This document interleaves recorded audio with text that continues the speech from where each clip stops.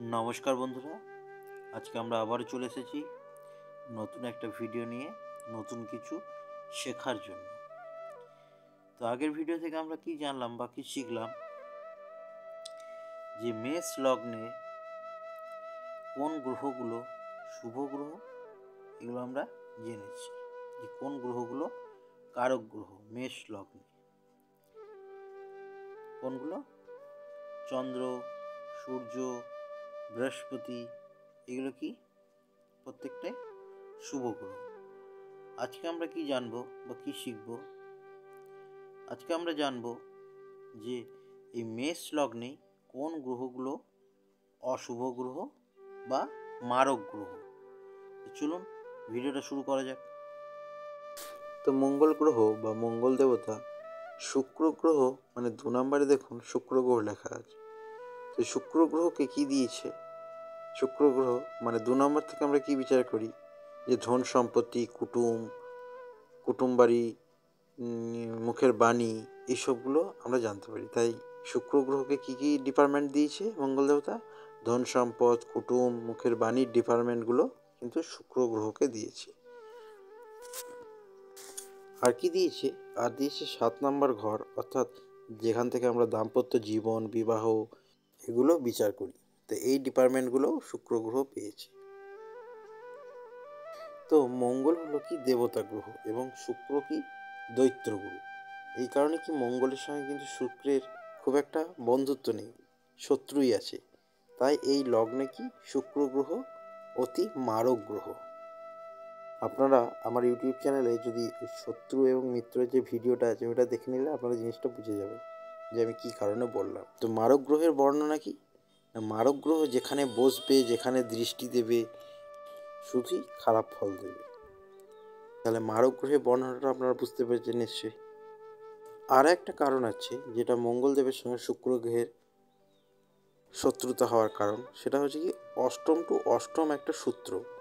ওটা নিয়েও আমি একটা ভিডিও নিয়ে আসবো, সেখানে আপনাদেরকে পুরো ডিটেলসে জিনিসটা বুঝিয়ে দেবো। তো এরপর আমরা চলে আসবো বুধ গ্রহকে নিয়ে, যাকে মঙ্গলদেব কিনা 3য় ঘর এবং 6ষ্ঠ ঘরের দায়িত্ব দিয়েছেন। তো 3য় ঘর থেকে আমরা কি পাই? 3য় ঘর থেকে কি পাই আমরা? ছোট ছোট ভাই বোন, ছোটোখাটো বেড়াতে যাওয়া, বিদেশ যাত্রা, ছোটোখাটো অক্লান্ত পরিশ্রম, মানুষের মধ্যে অনেক ধৈর্য, মানুষ কতটা পরিশ্রম করতে পারে, এই সবগুলো কিন্তু আমরা 3য় ঘর থেকে পেয়ে থাকি। এছাড়া 6ষ্ঠ ঘর থেকে আমরা কি পেয়ে থাকি? কোর্টের কেস, লিটিগেশন, ঝগড়া, রোগ, ঋণ, এইসবগুলো কিন্তু লেগে থাকে 6 নম্বর ঘর থেকে। 6 নম্বর থেকে কিন্তু আমরা এই সবগুলো বিচার করি। তাহলে 6 নম্বরের যে দায়িত্ব বা ডিপার্টমেন্টটা, সেটা মঙ্গলদেব বুধ গ্রহকে দিয়েছে এইগুলোর জন্য। তাহলে আমরা কী চাই? আমরা সবসময় কী চাই? যে শান্তিতে থাকবে। কোনো সময় চাই না যে এই ভাই বোনের সাথে ঝগড়া হোক বা শরীরে রোগ আসুক, ঋণ আমাদের লেগেই থাকুক, কোর্টের কেস আসুক, ঝামেলা, মোকদ্দমা, এসবগুলো যেন না হয়, এগুলোই আমরা কিন্তু চাই। তাই এর থেকে কী বুঝতে পারলেন আপনারা? যে শুক্রের মতো বুধও কিন্তু এই লগ্নে অতি মারক গ্রহ। তার মানে কি মঙ্গলদেব বুধ গ্রহকে কি যে ডিপার্টমেন্টগুলো দিয়েছে সেখান থেকে শুধু আমাদের খারাপ ফলই আসে। তাছাড়া কি দেখবেন শত্রু মিত্রের ভিডিওটাতে, যে মঙ্গলের সাথে কিন্তু বুধের শত্রুতা আছে। তাই বুধ এই লগ্ন ছকে, মেষের লগ্ন ছকে অতি মারক গ্রহ। মারক গ্রহের বর্ণনা কি আছে? যেখানে বসবে, যেদিকে দৃষ্টি দেবে, সেখানে শুধুই কি খারাপ ফল দেবে। জিনিসটা আপনাদেরকে ভালো করে বোঝাতে পারছি তো নিশ্চয়ই? যদি বোঝাতে পারি তাহলে আমাকে একটা কমেন্ট করে লিখবেন। আমি যতটা পারছি সহজ ভাষায় বোঝানোর চেষ্টা করছি। তো এরপর বাকি রইল কি শনি গ্রহ। এখানে একটা বোঝার বিষয় আছে, অনেক জ্যোতিষী কি শনি গ্রহকে কি মারক গ্রহ হিসাবেই ধরেন মেষ লগ্নে, কিন্তু এটা কি সম্পূর্ণ ভুল। কেন ভুল? কারণ লগ্নের পরে কেন্দ্র ঘর হিসাবে যদি কোনো ঘরকে ডিপলি স্টাডি করা হয়, তাহলে সেটা হচ্ছে কি 10ম ঘর। কেন্দ্র ঘর আমরা কোনগুলো জেনেছি? 1ম ঘর, 4র্থ ঘর, 7ম ঘর এবং 10ম ঘর। তো 10ম ঘর হলো কি খুবই গুরুত্বপূর্ণ একটা ঘর বা ভাব, কারণ 10ম ঘর থেকেই আপনি আপনার লগ্ন ছকে ভালো বা খারাপ নিয়ে আসতে পারবেন। কারণ কি? কারণ হলো দশম ঘর হলো কি কর্মের ঘর। আপনার কর্ম যদি ভালো হয় তাহলে আপনার কি জীবনে উন্নতি হবে, আর আপনার কর্ম যদি খারাপ হয় তাহলে আপনার জীবনে কি অবনতি এগিয়ে আসবে। এটা তো সবসময় মাথায় রাখবেন, বা এটা আপনারা সবাই জানেন যে কর্ম করলে কিন্তু ফল ভালোই হয়, আর কর্ম যদি খারাপ হয় তাহলে কি হয়, ফল সবসময় খারাপ হয়। এটা আপনারা সকলেই নিশ্চয়ই জানেন। এখানে আর একটা কথা আপনাদেরকে মাথায় রাখতে হবে যে মঙ্গল গ্রহের সাথে কিন্তু শনি গ্রহের শত্রুতা আছে, কিন্তু তাও মঙ্গল গ্রহ শনি গ্রহকে কিন্তু দশম ঘরের মালিক বানিয়েছেন বা দায়িত্ব দিয়েছেন। দশম ঘর থেকে আমরা যেমন কর্ম, সেরকম একাদশ ঘর থেকে আমরা কি বিভিন্ন বিষয়ে লাভ, আমরা যেই কাজটা করছি কাজটাতে আমাদের লাভ আসবে তো, আমরা যেই ব্যবসাতে নেমেছি এই ব্যবসাটা করলে আমরা লাভ পাবো তো, আমাদের মনের মধ্যে যে ইচ্ছাগুলো থাকে সেই ইচ্ছা পূরণ, এই সবগুলো কিন্তু আমরা একাদশ ঘর থেকে পেয়ে থাকি। তাই এই লগ্ন ছকে শনি গ্রহ কী গ্রহ হবে? সম গ্রহ, কারক গ্রহ নয়, মানে শুভ গ্রহ নয়, বা অশুভ বা মারক গ্রহ নয়। কী গ্রহ? সম গ্রহ বা অ্যাভারেজ প্ল্যানেট। এবার আপনাদের সকলের মনে এই প্রশ্নটা আসতেই পারে যে সম গ্রহ কী বা অ্যাভারেজ প্ল্যানেট কী। তো চলুন এটাও আমি বর্ণনা করে বলে দিচ্ছি যে সম গ্রহর ডেফিনেশন বা সংজ্ঞাটা কী। লগ্ন ছকে ভালো ঘর, ভালো ঘর বলতে যে ঘর থেকে আমরা সব কিছু ভালো বিচার পাই। ধরুন কোনো ঘর থেকে আমরা বিচার পাচ্ছি কি রোগ জ্বালা এসবগুলো, তো আমরা কি ওটাকে ভালো ঘর বলবো? ভালো ঘর বলবো না। যে ঘর থেকে আমরা ভালো বিচার পাই সেটাকে আমরা কি বলবো? ভালো ঘর।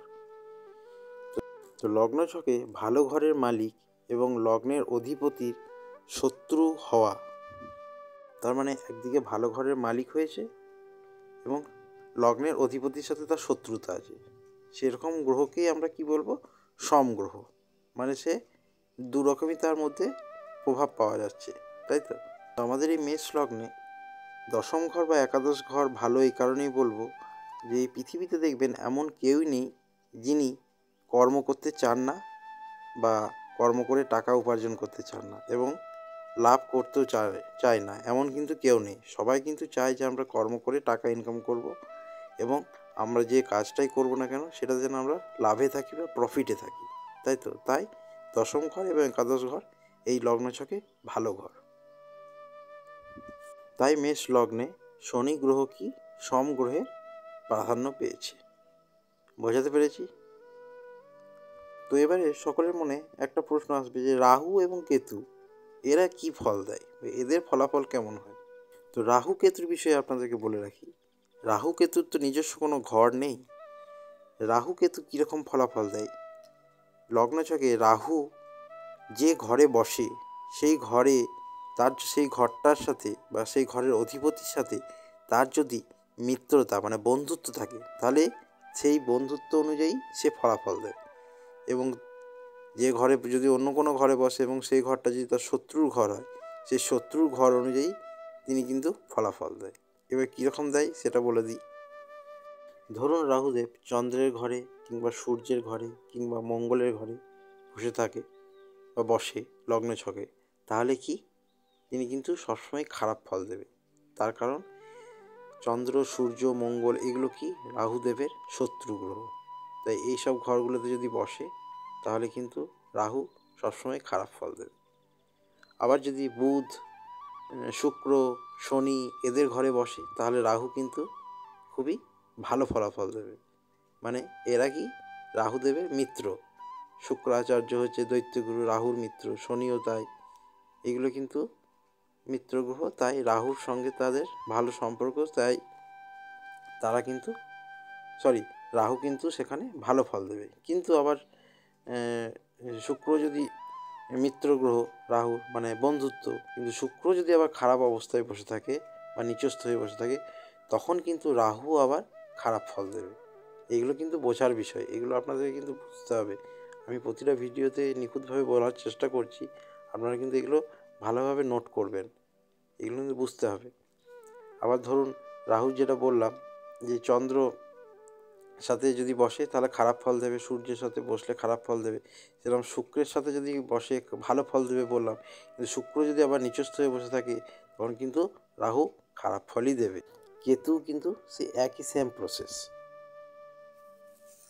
তো মেষ লগ্নে কারক গ্রহ মানে শুভ গ্রহ এবং অকারক গ্রহ বা মারক গ্রহ বা অশুভ গ্রহগুলো বললাম, এবং কি বললাম, সমগ্রহ, কোনটা সমগ্রহ, এগুলো আপনারা একটা খাতা পেন নিয়ে একদিকে কারক গ্রহ, মাঝখানে সমগ্রহ এবং তার পাশে অকারক গ্রহ বলে লিখে রাখবেন যে মেষ লগ্নে কোনগুলো কারক গ্রহ, কোনগুলো সমগ্রহ এবং কোনগুলো অকারক গ্রহ। তাহলে কি আপনাদের লগ্ন ছক বিচার করতে সুবিধা হবে। তো আজকে এখানেই ভিডিওটা শেষ করব, আর আপনাদের সময় নষ্ট করব না। সবাই ভালো থাকবেন, সুস্থ থাকবেন আর সাবধানে থাকবেন। আশা করি ভিডিওটা ভালো লাগবে আপনাদের। তো আজকে এখানেই রাখছি, ধন্যবাদ।